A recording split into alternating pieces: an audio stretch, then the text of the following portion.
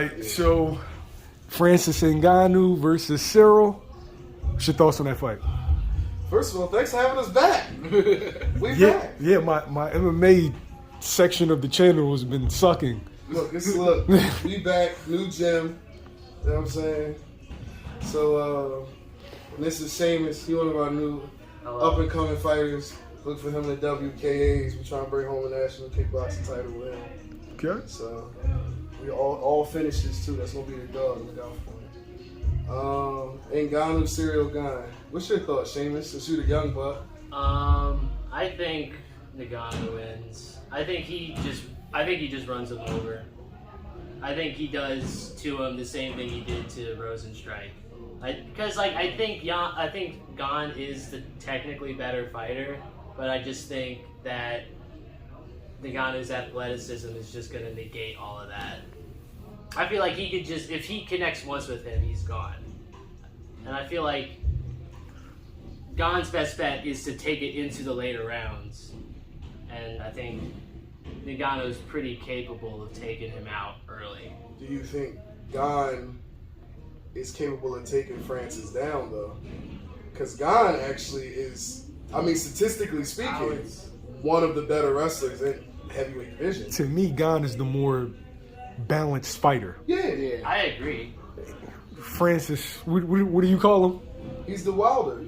The Deontay Wilder of MMA. He's the Deontay Wilder of MMA. And it's like, look, at the end of the day, we can talk about a guy like Deontay and a guy like Francis, but did he knock out Stipe? Did he knock him out convincingly? Stipe hurt him though. Stipe did hurt him. Like we saw, he still knocked out Stipe. Got get hurt in the Stipe fight. Still knocked out Stipe.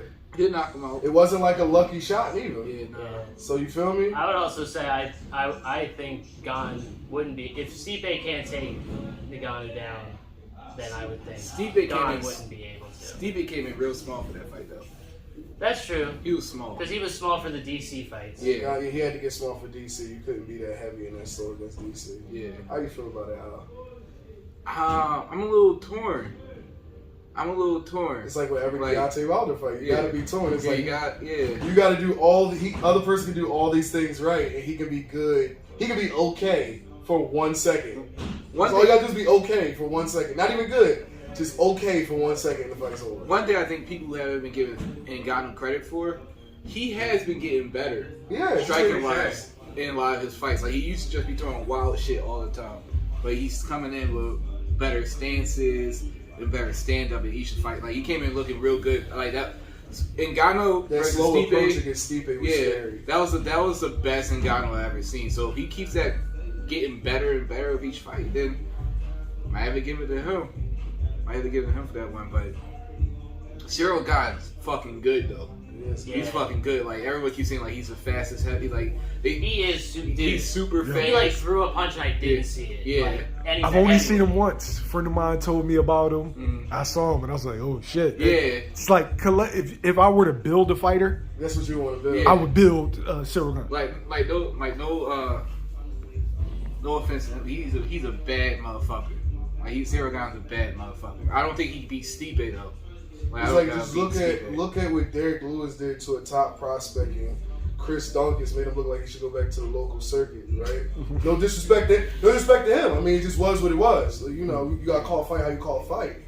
And then look at what Ciryl did to Derek Lewis in his domain, his specialty, his area. Yeah. It's like it wasn't like he tried to take him down and beat him. He lit him up standing up. Yep. He stood in front of you and beat you. And TKO'd you. He put you away standing up, which is something no one does to Derek Lewis. And Ngannou couldn't do it to Derek Lewis. Yeah, at all. I think what the big separator is going to be is how much and for how long can Ciryl offset Ngannou? Because he's a big dude, and for all intents and purposes, let's say he has a decent chin. Because, I mean, Stipe has been knocked out by lighter guys, and he still has taken shots from Ngannou in 2 fights. You feel me? And that's after being chinned up a couple times. So, Ngannou has ridiculous power, but heavyweights are heavyweights. They can survive, they can survive shit. So let's assume, and we haven't seen Ciryl ever get hurt. We haven't seen him get knocked out, none of those things, right? Mm. So let's say, it's safe to say he has a pretty preserved chin. It's going to get tested. Yeah. How long can he offset Ngannou? Because, again, everyone's idea is that Ciryl needs to take it into later rounds and just keep drowning him. Who's to say that Ngannou still can't crack in those final rounds?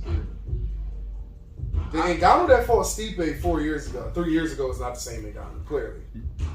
And realistically, I think Ciryl can end it in round 2. Ciryl is Ciryl has knockout power too. Yeah. People need to stop having this thing where it's like Ciryl Gane is going to, like, he has to win on points, or he can knock Ngannou out. They heavyweights. If people would have told you Tyson Fury would have knocked out Deontay Wilder 6 years ago, they looked at you like he was crazy. He did it twice. You feel me? Second time was more convincingly cold. Yeah. So and that was a guy who was known as pillow hands for a heavyweight. Yep. Ciryl Gane has knocked out guys who've never been knocked out before. So Ciryl Gane, he's got to play safe too. How long can he offset and make and punish Ngannou for being out of position? Is what's going to be the answer. Because if you sit there in front of Ngannou and play, I hit, you hit, you're probably going to lose. But also, if you spend all your time on the outside and give him the center of the cage where he can slow walk you like how he did Stipe, we see he know how to set up. He dropped Stipe with, a switch jab, a jab off a switch step. That's not a giant shot, but from him, a jab off a switch step can put you to sleep. He can set those shots up while a target is on the move. So it's like, do you stay on the outside the whole time, or do you go into that fire? He's going to have to keep mixing up the rhythm like how he did against Derek Lewis.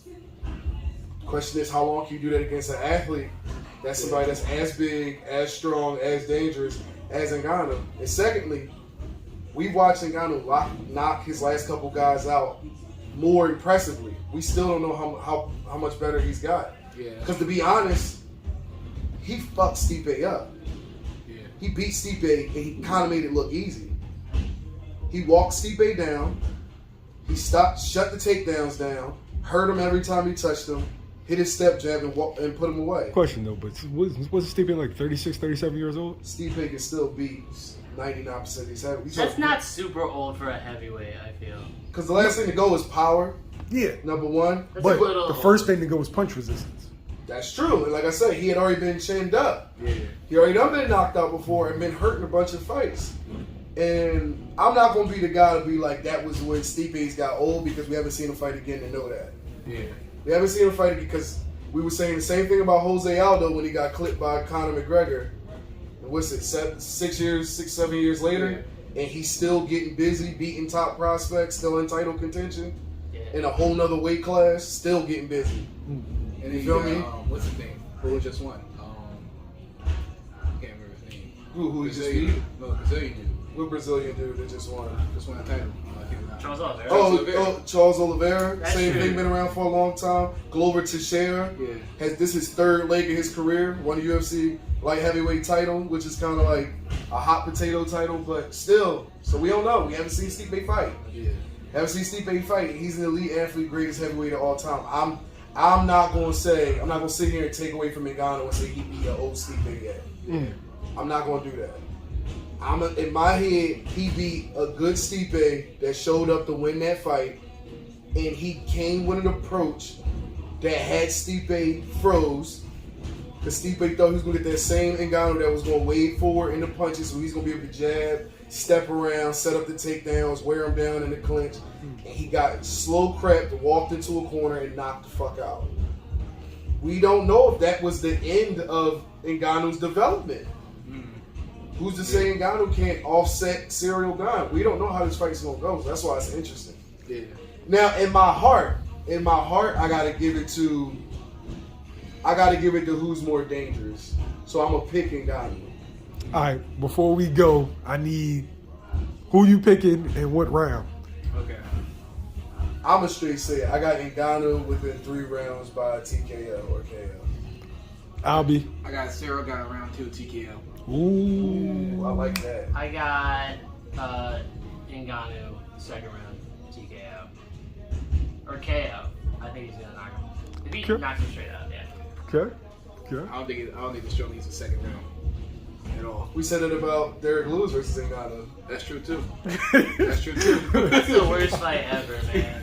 When you got two guys, look, it's across all combat sport. Where you got two guys that know they can hurt each other with either shot, and let's not even, because I'm glad we really didn't talk about it, the sparring videos, because those were sparring videos from a long time ago.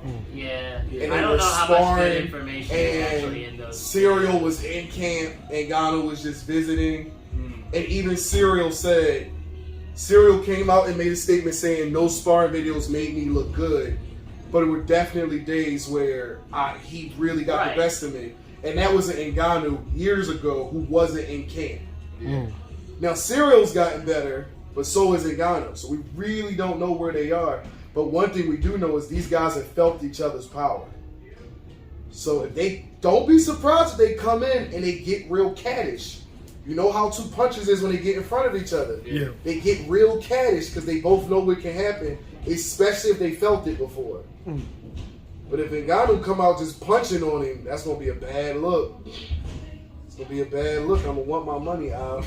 I want my money, coach. Thanks, y'all. I appreciate it.